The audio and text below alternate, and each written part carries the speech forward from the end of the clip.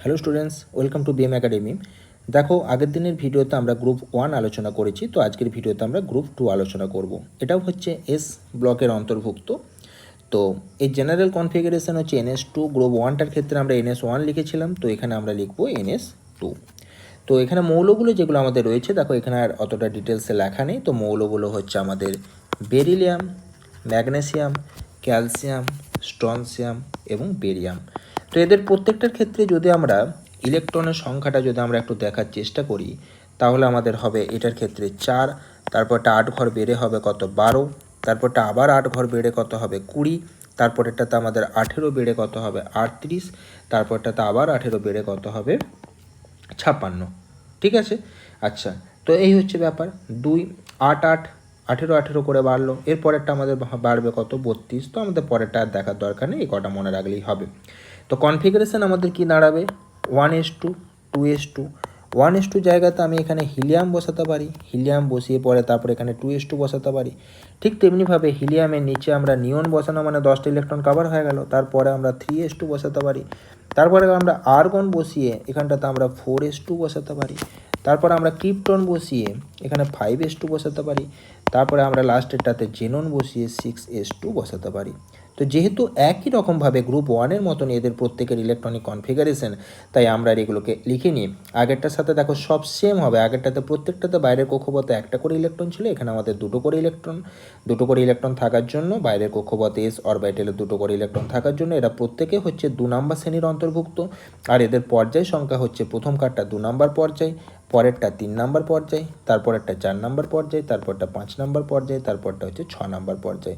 কারণ বাইরের কক্ষপথটাকে দেখে পর্যায় সংখ্যা নির্ণয় করতে হয়, আর বাইরের কক্ষপথে শেষ অরবিটালটাতে যটা ইলেকট্রন আছে সেটাকে দেখে আমাদের এস ব্লকের শ্রেণী সংখ্যা নির্ণয় করতে হয়।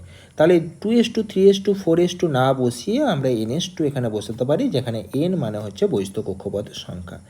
তো এরা সাধারণত আয়নীয় হয়ে থাকে এবং ধাতব অবস্থায় ডায়াম্যাগনেটিক হয় এবং বর্ণহীন হয়।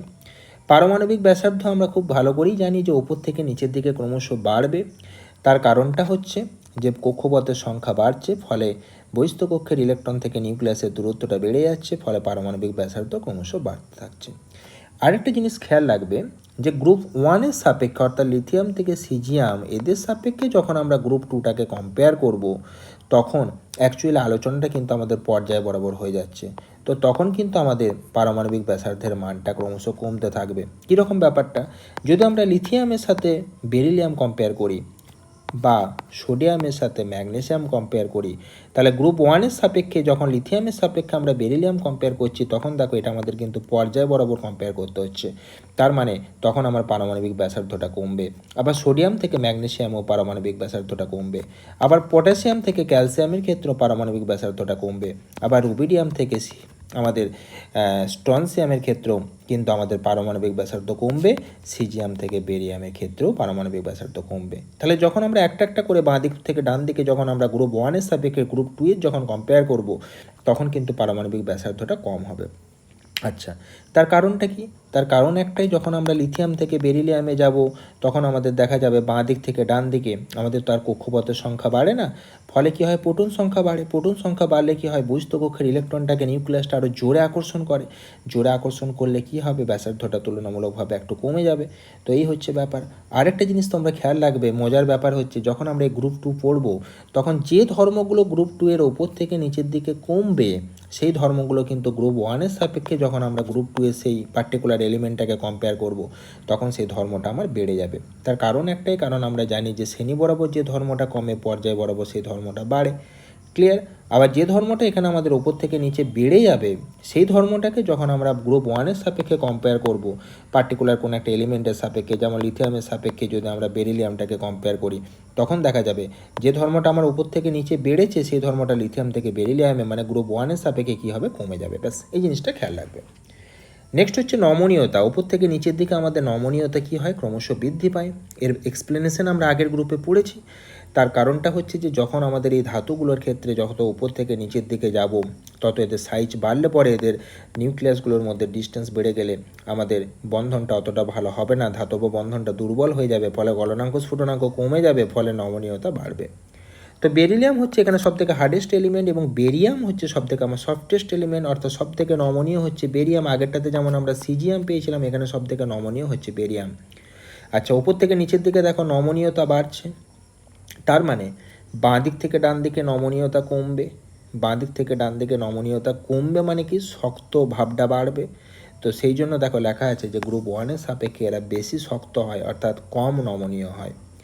নেক্সট হচ্ছে গলনাঙ্ক এবং স্ফুটনাঙ্ক। একটু আগেই আমরা পড়লাম গলনাঙ্ক এবং স্ফুটনাঙ্ক ওপর থেকে নিচে কমা উচিত, গ্রুপ ওয়ানের মতনই এক্সপ্লেনেশন। কিন্তু এখানে একটা ব্যতিক্রম দেখা যায়, ম্যাগনেসিয়ামটা সবার শেষে চলে যায়, বাকিটা আমার যেমন আছে অ্যাজ ইট ইজ তেমন থাকবে। কেন এই ঘটনাটা ঘটে? ক্যালসিয়াম, স্ট্রনসিয়াম এবং বেরিয়ামের বহিস্থ কক্ষপথে ডি অরবিটাল থাকার জন্য এদের গলনাঙ্ক এবং স্ফুটনাঙ্কটা দেখা যায় ম্যাগনেসিয়াম অপেক্ষা বেশি, কারণ এখানে আকর্ষণ বলটা তুলনামূলকভাবে বেশি হয়। আচ্ছা, যেহেতু ওপর থেকে নিচের দিকে গলনাঙ্ক স্ফুটনাঙ্ক কমছে, তাই গ্রুপ ওয়ানের সাপেক্ষে যখন আমরা গ্রুপ টুটা কম্পেয়ার করবো তখন গলনাঙ্ক স্ফুটনাঙ্ক কী হবে? বাড়বে, বেশি হবে। নেক্সট হচ্ছে ধাতব ধর্ম। আমরা জানি শ্রেণী বরাবর ধাতব ধর্ম বাড়ে, তো গ্রুপ টু এর ক্ষেত্রেও তাই হবে। আবার যদি এরকম লেখা নেই এখানে, কিন্তু যদি লিখতাম গ্রুপ ওয়ানের সাপেক্ষে গ্রুপ টু কী হবে? ধাতব ধর্ম কমবে, কারণ ওপর থেকে নিচে বাড়ছে, মানে গ্রুপ ওয়ানের সাপেক্ষে টু যখন পর্যায় বরাবর দেখব তখন আমাদের কী হবে? ধাতব ধর্মটা কমবে। নেক্সট হচ্ছে ফ্লেম টেস্ট। আগেরটাতে প্রত্যেকে ফ্লেম টেস্ট দিয়েছিল, তার কালার আমরা দেখেছিলাম। এখানে কিন্তু বেরিলিয়াম এবং ম্যাগনেসিয়ামের ক্ষেত্রে বহিস্থ কক্ষের ইলেকট্রনের প্রতি নিউক্লিয়াসের আকর্ষণ বল এতটাই বেশি হয় যে হিট দিলেও ইলেকট্রনগুলো উচ্চ শক্তিস্তরে মানে এক্সাইটেড স্টেটে যেতে পারে না, ফলে সেখান থেকে ফিরে এসে আমাদের ফ্লেম টেস্ট দেওয়ার কোনো প্রশ্নই ওঠে না। কার কার ক্ষেত্রে? বেরিলিয়াম এবং ম্যাগনেসিয়ামের ক্ষেত্রে। তাই বেরিলিয়াম এবং ম্যাগনেসিয়াম কোনো রকম ফ্লেম টেস্ট দেয় না, এটা খেয়াল রাখবে। বাকি প্রত্যেকে দেয়, ক্যালসিয়াম, স্ট্রনসিয়াম, বেরিয়াম, এমনকি রেডিয়াম পর্যন্ত দেয়। ক্যালসিয়ামের ক্ষেত্রে ব্রিক রেড মানে ইটের মতো কালার দেখা যায়, স্ট্রনসিয়ামের ক্ষেত্রে ক্রিমসন রেড দেখা যায় মানে ডিপ লাল কালার দেখা যায়। বেরিয়ামের ক্ষেত্রে অ্যাপেল গ্রিন মানে আপেলের মধ্যে সবুজাভ ভাবটা থাকে, সেই কালারটা দেখা যায়। রেডিয়ামের ক্ষেত্রেও ক্রিমসন রেড দেখা যায়, যদিও রেডিয়ামটা টেস্ট করা হয় না, যেহেতু এটা রেডিও অ্যাক্টিভ বলে জেনারেলি করা হয় না। তো এই মৌলগুলোর ক্ষেত্রে আমার কিন্তু ফ্লেম টেস্ট দেখা যায়। অ্যামোনিয়ার সাথে বিক্রিয়া, বেরিলিয়াম এবং ম্যাগনেসিয়াম যাদের ফ্লেম টেস্ট দেখা যায় না তারা অ্যামোনিয়ার সাথে বিক্রিয়াও করে না, অ্যামোনিয়াতে দ্রবীভূতও হয় না, কারণ এদের আয়নাইজেশন এনার্জির মানটা হচ্ছে খুব বেশি। তো ব্যাপার হচ্ছে কারা বিক্রিয়া করে? তাহলে বাকিরা করে, ক্যালসিয়াম, স্ট্রনসিয়াম, বেরিয়াম এরা করে। প্রাথমিক অবস্থাতে নীল বর্ণ ধারণ করে, কিছুক্ষণ পরে গাঢ় হয়ে গেলে তামাটে বর্ণ ধারণ করে। ফটো ইলেকট্রিক এফেক্ট এরা কেউই দেখায় না। আগেরটাতে লিথিয়াম দেখাচ্ছিল না, বাকিরা দেখাচ্ছিল, সিজিয়াম সবচেয়ে ভালো দেখাচ্ছিল। তো এদের আয়নাইজেশন এনার্জি এতটাই বেশি হয় যে এরা ফটো ইলেকট্রিক এফেক্ট কেউই দেখায় না। জারণ ক্ষমতা আমরা জানি উপর থেকে নিচের দিকে জারণ ক্ষমতা কমে আর বাঁ দিক থেকে ডান দিকে বাড়ে। তো এখানে জারণ ক্ষমতা কমেছে, কোনো অসুবিধা নেই। বিজারণ ক্ষমতা হলে উল্টো অর্ডার হতো। হাইড্রেশন এনার্জি আমরা আগেরটাতে পড়েছি যে সাইজ ছোট হলে তার হাইড্রেশন এনার্জি সবচেয়ে বেশি হয়।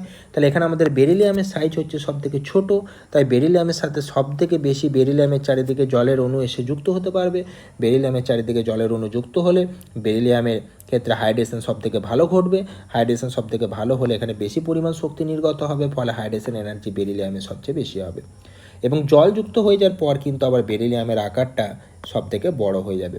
প্রথমে সবথেকে ছোট ছিল, জলযুক্ত হওয়ার আগে হাইড্রেশনের পর বেরিলিয়ামের আকার সবচেয়ে বড় হয়ে যাবে, ফলে তার আয়নিক মোবিলিটি বা আয়নীয় সচলতা কিন্তু আবার দেখা যাবে হাইড্রেশনের পর সবার চেয়ে কম। বায়ুর সাথে বিক্রিয়া, ক্যালসিয়াম এবং স্ট্রনসিয়াম বেশি সক্রিয়, তাই এদের বায়ুতে রাখলে এরা ধাতব আস্তরণ পড়ে যায় এদের ওপর, এগুলো মলিন টাইপের হয়ে যায়। বেরিলিয়াম এবং ম্যাগনেসিয়াম তুলনামূলকভাবে কম আক্রান্ত হয় বায়ু দ্বারা। বেরিয়াম বায়ুতে রাখলে সঙ্গে সঙ্গে জ্বলে ওঠে। তো এই জাস্ট প্রপার্টিগুলো একটু করে খেয়াল রাখবে, যদি বাই চান্স পরীক্ষায় আসে করতে পারবে। নেক্সট হচ্ছে অক্সিজেনের সাথে বিক্রিয়া। বেরিলিয়াম এবং ম্যাগনেসিয়াম তো সাইজে ছোট, তাহলে এরা শুধুমাত্র অক্সাইড করতে পারে, পারঅক্সাইড, সুপার অক্সাইড করতে পারে না। ক্যালসিয়াম, স্ট্রনসিয়াম, ব্যারিয়াম আকারে তুলনামূলকভাবে একটু বড় হয়, এরা অক্সাইড এবং পারঅক্সাইড করতে পারে। কিন্তু সুপার অক্সাইড গ্রুপ টু এর কেউই করতে পারে না, যেটা আমাদের গ্রুপ ওয়ানে পটাশিয়াম, রুবিডিয়াম, সিজিয়াম পেরেছিল। ওখানে আমরা পড়েছিলাম লিথিয়ামের ক্ষেত্রে শুধু অক্সাইড হয়েছিল, এখানে বেরিলিয়াম, ম্যাগনেসিয়ামের ক্ষেত্রে শুধু অক্সাইড। ওখানে আমরা সোডিয়ামের ক্ষেত্রে পারঅক্সাইড পেয়েছিলাম, এখানে তিনজনের ক্ষেত্রে পারঅক্সাইড পাচ্ছি। ওখানে আমরা পটাশিয়াম, রুবিডিয়াম, সিজিয়ামের ক্ষেত্রে সুপার অক্সাইড পেয়েছিলাম, এখানে আমরা সুপার অক্সাইডটা পাচ্ছি না। নেক্সট হচ্ছে ক্ষার ধর্ম। তো আমরা খুব ভালো করেই জানি যে যত উপর থেকে নিচের দিকে যাওয়া যায় তত ক্ষার ধর্ম ক্রমশ বৃদ্ধি পায়। তো বেরিলিয়ামের অক্সাইড হোক বা হাইড্রক্সাইড হোক, ক্ষার ধর্ম ক্রমশ বাড়বে। তো এখানে দেখা যায় প্রথমে বেরিলিয়াম অক্সাইডটা হচ্ছে উভধর্মী বা বেরিলিয়াম হাইড্রক্সাইড হচ্ছে উভধর্মী।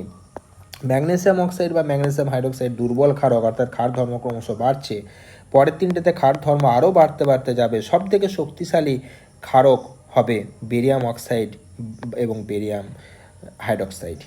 নেক্সট হচ্ছে জলের সাথে বিক্রিয়া। বেরিলিয়াম জলের সাথে বিক্রিয়া করে না, ওখানেও লিথিয়াম জলের সাথে বিক্রিয়া করতে চায়নি।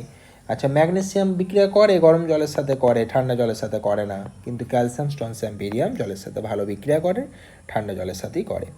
নেক্সট হচ্ছে জলের দ্রাব্যতা। ওখানে আমরা হাইড্রক্সাইড, কার্বনেট, নাইট্রেট, সালফেট সবার জন্য জলের দ্রাব্যতা পড়েছিলাম ওপর থেকে নিচেতে বাড়ে। তার কারণ আমরা ওই ল্যাটিস এনার্জি আর হাইড্রেশন এনার্জিতে ব্যাখ্যা করেছিলাম।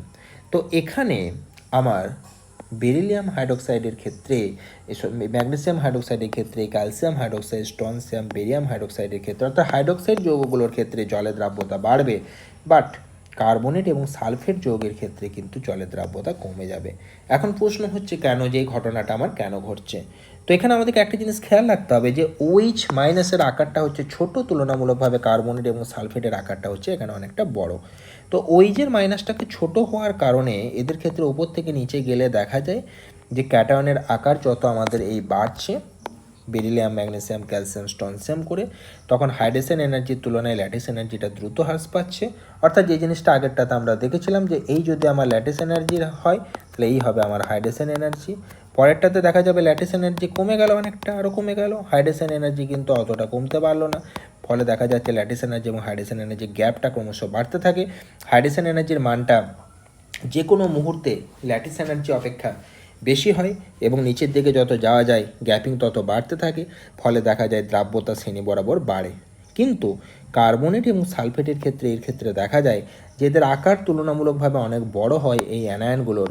ফলে এদের ক্ষেত্রে ওপর থেকে নিচের দিকে যখন যাওয়া যায় তখন ক্যাটায়নের ক্ষেত্রে আকার যতই বাড়ুক না কেন, মানে বৃদ্ধি পেলেও ল্যাটিস এনার্জিটা কিন্তু প্রায় অপরিবর্তিত থাকে। অর্থাৎ এই যৌগগুলোর ক্ষেত্রে যখন আমরা কার্বনেট, সালফেটের কথা বলবো, কার কার ক্ষেত্রে beryllium, magnesium, calcium, strontium, barium, এদের ক্ষেত্রে দেখা যায় যে ল্যাটিস এনার্জি যদি আমার এই অর্ডার হয় আর এটা যদি আমার হাইড্রেশন এনার্জি হয়, পরেরটাতে দেখা যায় যে ল্যাটিস এনার্জি আমার বেশি কমে, মানে ল্যাটিস এনার্জিটা আমার অপরিবর্তিত থেকে যাচ্ছে। ঠিক আছে, ল্যাটিস এনার্জিটা আমার প্রায় অপরিবর্তিত থেকে যাচ্ছে, কিন্তু আমার হাইড্রেশন এনার্জির মানটা কমে যাচ্ছে। তারপরেরটা তো দেখা যায় ল্যাটিস এনার্জিটা কমছে না খুব একটা বেশি, হাইড্রেশন এনার্জিটা কিন্তু আরও বেশি কমে যাচ্ছে। তো যত আমরা beryllium, magnesium, calcium, strontium, barium করে করে যাব, তত দেখা যাচ্ছে যে এর ক্ষেত্রে হাইড্রেশন এনার্জির মানটা কিন্তু কম হয়ে যাচ্ছে। কার তুলনায়? ল্যাটিস এনার্জির তুলনাতে কিন্তু হাইড্রেশন এনার্জির মানটা কমে যাচ্ছে এবং ক্রমশ সেই গ্যাপটা বাড়তেই থাকছে ল্যাটিস এনার্জির সাথে হাইড্রেশন এনার্জির। ফলে ল্যাটিস এনার্জির মান যদি বেশি হয় তাহলে আমরা জানি দ্রাব্যতা কমে, আর হাইড্রেশন এনার্জি যদি বেশি হতো তাহলে দ্রাব্যতা বাড়তো। তাই যেহেতু আমার এখানে ল্যাটিস এনার্জির মানটা অপরিবর্তিত থেকে যাওয়ার জন্য ল্যাটিস এনার্জির মানটা বেশি হয়ে যাচ্ছে তুলনামূলকভাবে হাইড্রেশন এনার্জির তুলনায়, তাই এখানে দেখা যায় জলের দ্রাব্যতা ওপর থেকে নিচের দিকে ক্রমশ কী হতে থাকে? কমতে থাকে। Simple explanation. নেক্সট হচ্ছে বেরিলিয়াম ক্লোরাইডের ক্ষেত্রে গঠন। বেরিলিয়াম ক্লোরাইডের ক্ষেত্রে নর্মাল টেম্পারেচারে এরকম গঠন শো করে, এটাকে পলিমার বলা হচ্ছে। এখানে দেখো অনেকগুলো বেরিলিয়াম ক্লোরাইড পরপর যুক্ত হয়েছে। তো বেরিলিয়ামের চারিদিকে 4টে বন্ড আছে, তার জন্য এর হাইব্রিডাইজেশন হয়ে যাবে sp3। এটা একটা কোঅর্ডিনেট বন্ড করেছে, তীর চিহ্ন দেওয়া আছে। আচ্ছা, এটা হচ্ছে পলিমার, নর্মাল টেম্পারেচার আমরা জানি sp3 হাইব্রিডাইজেশন হলে জিওমেট্রি হয় টেট্রাহেড্রাল। যখন হিট দেবো তখন আমাদের এই পলিমারটা ভেঙে যে জাস্ট দুটো বেরিলিয়াম ক্লোরাইড একসাথে থাকবে Be2Cl4 হিসাবে, হাই টেম্পারেচারে ডায়মার রূপে থাকবে। sp2 হাইব্রিডাইজেশন হবে কারণ 3টে সিগমা বন্ড আছে, ট্রাইগোনাল প্ল্যানার হচ্ছে স্ট্রাকচার। যখন আমরা আরও হিট দেবো 1200 কেলভিনে নিয়ে চলে যাব হিটটাকে, তখন দেখা যাবে যে সেটাও ভেঙে যাবে, ডায়মার থেকে মোনোমার হয়ে যাবে, হাইব্রিডাইজেশন হয়ে যাবে sp, জিওমেট্রি বা শেপ হয়ে যাবে লিনিয়ার। তাপীয় স্থায়িত্ব ওপর থেকে নিচের দিকে যেই হোক না কেন, কার্বনের, সালফেট, হাইড্রোক্সাইড সবার তাপীয় স্থায়িত্ব বাড়বে, এটা খেয়াল রাখবে। গ্রুপ 1এও বেড়েছিল, গ্রুপ 2এও বাড়বে, এখানে কোনো ঝামেলা নেই। নেক্সট হচ্ছে ক্যালসিয়াম অক্সাইড, যেটাকে কুইকলাইম বলা হয়, এর নাম হচ্ছে পরাচুন। ক্যালসিয়াম হাইড্রোক্সাইড, যেটাকে স্লেক্ট লাইম বলা হয়, নাম হচ্ছে কলিচুন। ক্যালসিয়াম সালফেট 2H2O, এটাকে বলা হচ্ছে জিপসাম। এটাকে যদি হিট দেওয়া হয় 390 কেলভিন উষ্ণতায়, এখান থেকে জল বেরিয়ে CSO4 12H2 হয়ে যায়, এটাকে প্লাস্টার অফ প্যারিস বলা হয়, যেটার নাম হচ্ছে ক্যালসিয়াম সালফেট হেমিহাইড্রেট। কখনো কখনো এখানটাতে 2 দেওয়া থাকে, এখানটাতে শুধু H2O দেওয়া থাকে, ওটা লেখাও যা এটা লেখাও তাই। মানে ক্যালসিয়াম সালফেটের থেকে জলের অণুটা হয়ে যাবে অর্ধেক, ঠিক আছে, এটা এক আছে, এটা হাফ হয়ে গেছে, আর এখানটাতে আমাদের এটা হয়ে যাবে জলের অণুটা ডবল। তাহলে জিপসাম থেকে আমাদের এটা হচ্ছে প্লাস্টার অফ প্যারিস তৈরি হচ্ছে। দুটো এই সংকেতগুলো খেয়াল রাখবে, পরীক্ষাতে আসে। মিল্ক অফ ম্যাগনেসিয়াম সংকেত হচ্ছে এটা H2O + MgOH2। তো এই হচ্ছে আমাদের গ্রুপ 2টা, আমরা একটু শর্টে মানে মোটামুটি পুরোটাকে আমরা কাভার করলাম। তো মোটামুটি তোমাদের ক্লিয়ার হলো। গ্রুপ 2টা বোঝার আগে ভালো করে বুঝতে হলে গ্রুপ 1টা একবার ভালো করে দেখে নেবে, গ্রুপ 1-এর পরে তবেই গ্রুপ 2 এর ভিডিওটা দেখবে, তাহলে খুব ভালো করে ক্লিয়ারলি বুঝতে পারবে। তো নেক্সট ভিডিওতে আমরা গ্রুপ 13 আলোচনা করব। ওকে, থ্যাংক ইউ।